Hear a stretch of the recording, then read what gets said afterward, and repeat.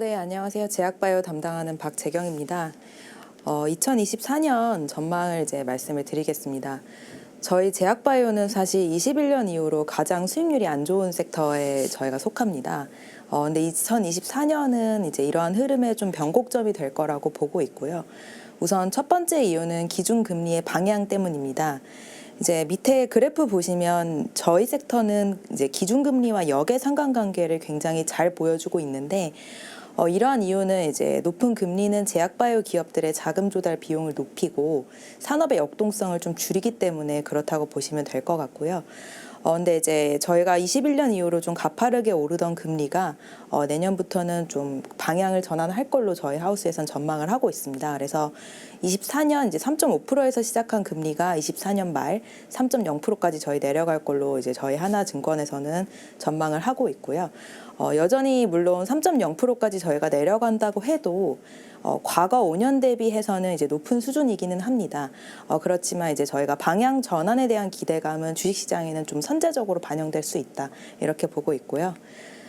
이제 두 번째 또 변곡점으로 보는 이유는 이제 저희가 신약 개발의 성과들이 숫자로 확인되기 시작하기 때문입니다.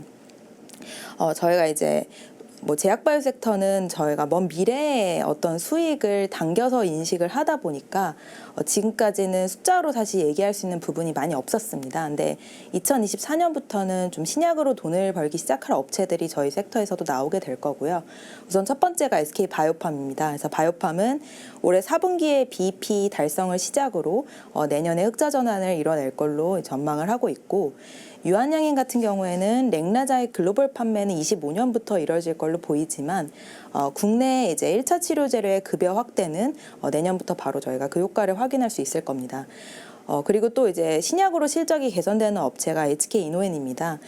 HK 이노엔 같은 경우에는 이제 K캡이라는 자체 개발한 신약을 보유하고 있는데 K캡의 판매 수수료 인하, 중국 로열티 통한 실적 개선에 이제 내년에 또 미국 임상 3상 결과 발표가 좀 예정이 되어 있습니다. 그렇다면 이제 내년이 변곡점이라면 2024년에 저희가 어떻게 투자를 진행을 해야 될까? 우선 전략 첫 번째로는 상반기에는 중소형, 하반기에는 대형주에 집중하는 투자 전략을 제시를 드립니다. 이제 상반기가 중소형주가 더 강세를 보일 거라고 전망하는 이유는 저희가 이제 저희 섹터의 대형주는 크게 삼성바이오로직스와 셀트리온 이렇게 두 가지 기업이 있는데 이제 내년 상반기까지는 상대적으로 좀 모멘텀이 둔합니다. 그렇다 보니까 이제 중소형주에 조금 더 시장의 수급이 집중될 걸로 보고 있고, 오히려 하반기에는 대형주가 더 유리할 수 있다고 보는데 우선 이제 셀트리온의 실적이 저희가 하반기로 갈수록 높아지는 모습을 상저하고 양상을 보일 걸로 전망하기 때문에 그렇습니다.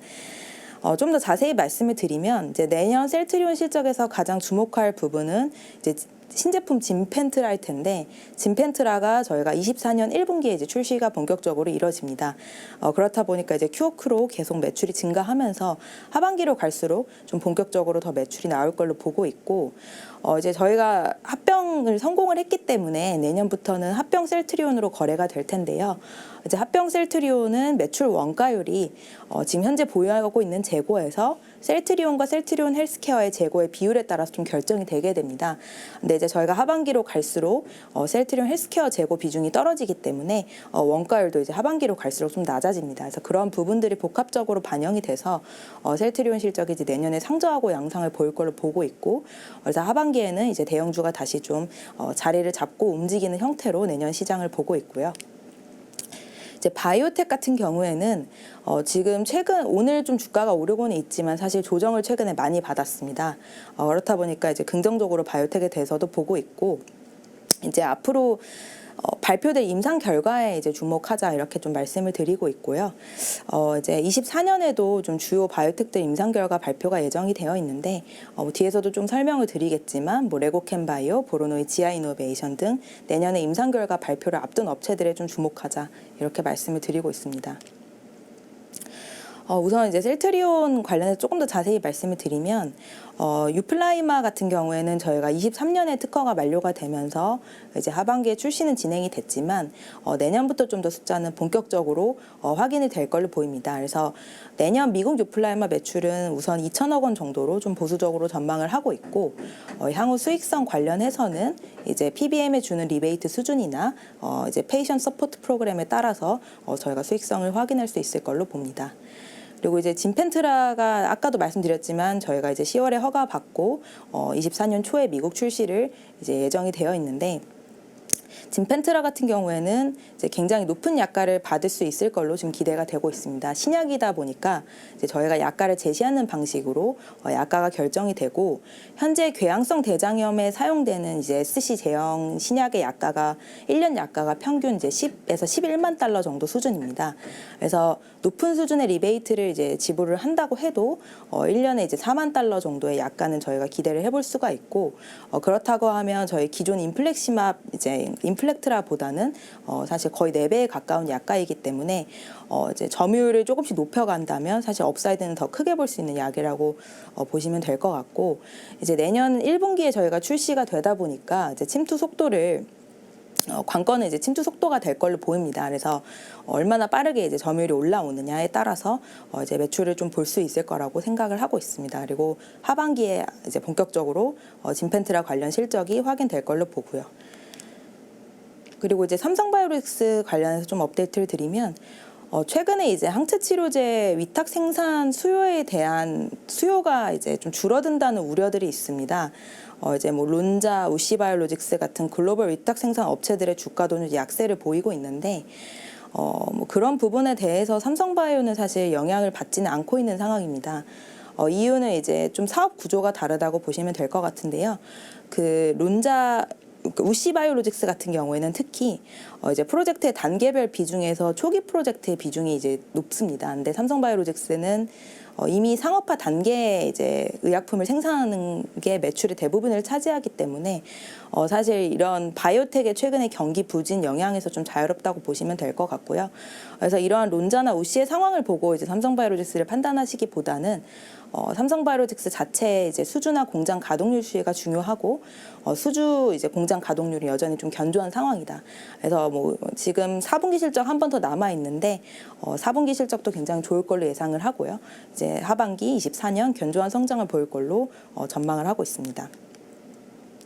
그리고 이제 최근에 에스모에서 유한양의 오스코텍의 이제 레이저 티닙 관련 임상 결과 마리포사가 발표가 됐습니다. 그 결과를 관련해서 조금 더 말씀을 드리면 우선 이번 임상에서는 이제 이번 임상은 성공을 했고요. 저희가 1차 평가 지표가 무진행 생존기간 PFS인데 이제 렉라자 리브레반트 병용군이 23.7개월, 타그리소 병용 대조군이 16.6개월로 나오면서 통계적 유의성을 충분히 확인을 했습니다. 저희가 2차 지표인 OS 이제 전체 생존 기간은 아직 도달하지 않아서 발표가 되지 않았는데 이제 그래프 보시면 사실 OS에서도 충분히 대조군과 투여군이 벌어지는 모습을 저희가 볼 수 있습니다. 그래서 아직은 이제 통계적 유의성이 확인되지는 않았지만 이제 좀 추후 시간이 지난다면 이 부분도 저희가 확인할 수 있는 가능성이 높고요.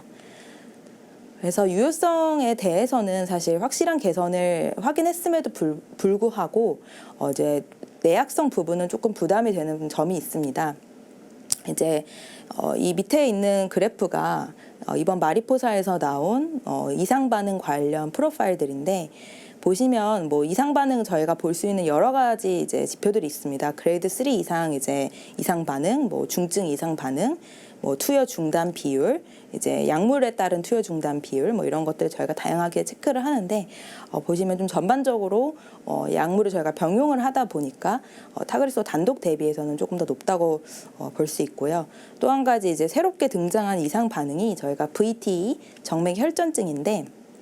이 부작용이 이제 병용군의 37%에서 이제 발생을 하면서 이제 렉라자 리브레반트를 이제 투여를 받을 경우에는 초기 4개월 동안은 항응고제를 이제 같이 투여를 받는 거를 권고를 하고 있습니다. 그래서 결국 뭐 지금까지 나온 결과로는 유효성 부분에서는 확실히 강점을 가지고 있고 내약성에서는 조금 일부 이제 한계점을 가지고 있고 이런 결과라고 보시면 될 것 같고 또 한 가지 이제 이번에 결과 발표에서 또 생각해 볼 부분은 이제 저희가 1차 치료제로 렉나자 아미반타맙 병용요법을 사용할 경우에 이후 옵션에 대한 부분입니다. 지금 현재 이제 많은 파이프라인들이 타그리소 내성으로 좀 개발이 되고 있습니다. 물론 현재의 표준요법은 백근 항암요법이지만 지금 굉장히 다수의 뭐 ADC나 저희가 또 뭐 이번에 마리포사 2 임상에서 나온 뭐 아미반타맙 키모 뭐 이런 다양한 것들이 사실 개발이 되고 있는데 저희가 1차부터 이제 렉나자 리브레반트 병용을 사용할 경우에 다음 라인이 좀 제한될 수 있다는 점이 있고요. 그래서 이런 부분들도 아마 이번에 이제 나중에 저희가 처방을 할 때 고려가 될 걸로 보입니다. 그래서 렉나자 리브레반트 병용요법이 앞으로 향후에 어떻게 이제 방향성을 잡아야 될까? 저는 이제 조금 환자군을 선별해서 집중하는 전략이 좀 더 유효할 것 같다고 보고 있고요. 이제 이런 식으로 병용으로 저희가 1차 치료를 하는 다른 임상들, 뭐 플루아라2나 저희가 3세대 TKI, 1세대 TKI를 병용하는 요법도 있는데 이런 요법들이 이제 지향하는 거는 좀 잘 듣는 환자군을 찾는 방법이 있습니다. 그래서 뭐 플루아라2 같은 경우에는 이번 에스모에서 이제 뇌전이 환자에 조금 더 강점을 가진다 이런 데이터를 좀 발표를 했었었고요. 그래서 저는 렉나자 리브레반트도 이런 부분을 좀 더 보여준다면 경쟁력을 높일 수 있을 걸로 생각이 되고요. 이제 생각해 볼 수 있는 렉나자 리브레반트 병용의 이제 강점은 심해 항체를 저희가 활용을 하기 때문에 심해 변이에 대해서는 효과가 좀 더 좋을 수 있다는 점입니다.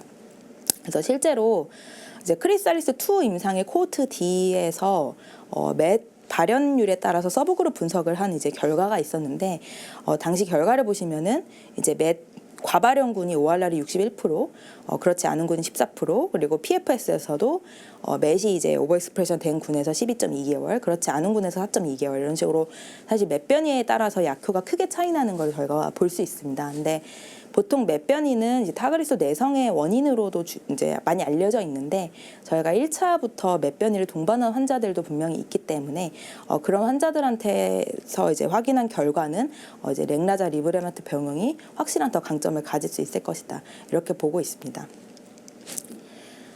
그래서 기업으로 넘어가서 좀 말씀을 드리면요, 이제 셀트리온 같은 경우에는 아까 앞서서도 말씀을 드렸는데. 24년 매출액은 이제 합병 셀트리온 기준으로 매출액 3.5조, 영업이익 7천억 원을 전망을 하고 있습니다. 다만 이 숫자는 좀 바뀔 수 있는 부분이 있다는 것을 감안해 주셨으면 좋겠고 아직 저희가 합병 재무제표가 확실하게 나오지는 않았기 때문에 저희가 PPA 상각 같은 부분은 지금 반영을 할 수가 없어서 그런 부분은 고려가 되어 있지 않고요. 이제 진펜트라 같은 경우에는 이제 유럽 매출액은 유럽이랑 기타 지역 매출액이 이제 5,500억, 미국 매출액은 이제 4천억 정도로 추정을 하고 있고, 진펜트라 실적은 이제 하반기로 갈수록 좀 더 본격적으로 발생할 걸로 보입니다. 그리고 아까도 말씀드렸지만 이제 원가율이 하반기로 갈수록 낮아질 거기 때문에 제가 아직 재무제표가 확정되지 않아서 분기 실적을 오픈하지는 않았는데 이제 실적은 굉장히 상조하고의 큰 양상을 보일 거라고 생각을 해주시면 될 것 같고요. 그리고 두 번째 종목은 이제 HK 이노엔입니다. 이제 HK 이노엔 같은 경우에는 24년 매출액 이제 9,400억 원에 영업이익 1,000억으로 전망을 합니다. 이제 내년에 영업이익이 특히 크게 상승할 걸로 크게 증가할 걸로 전망을 하는데요. 이유는 이제 K캡 때문이고요. 현재 K캡은 이제 종근당에서 저희가 판매를 하고 있고 판매 수수료율이 굉장히 높게 사실 지불을 하고 있습니다. 근데 그게 이제 내년부터 저희가 판매 수수료율이 인하가 될 거기 때문에 그런 부분이 실적에 이제 반영이 될 거고 그 외에도 이제 중국 지역에서도 현재 K캡이 급여를 받아서 팔고 있는데 그런 로열티도 내년부터 좀 본격적으로 나올 예정입니다. 그리고 삼성바이오로직스입니다. 삼성바이오로직스 이제 24년 별도 매출액은 3조, 영업이익 이제 1.2조 보고 있고요.